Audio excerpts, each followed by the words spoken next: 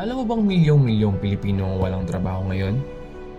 Ang unemployment ay sitwasyon kung saan gusto mong magtrabaho ng isang Pilipino pero walang makuwang trabaho kahit nagsusumikap siyang maghanap.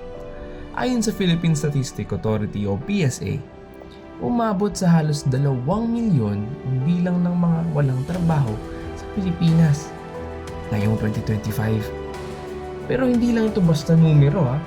Sa bawat taong walang trabaho, may pamilyang nahihirapan, may pangarap na naantala, at may kabataang nag-aalangan sa kinabukasan. Kadalasan, ito ay dahilan kakulangan ng oportunidad, job mismatch, at mabagal na pag-unlad ng ekonomiya. Ang tanong ngayon, paano nga ba natin maabot ang isang pangarap kung wala tayong pagkakataong magsimula?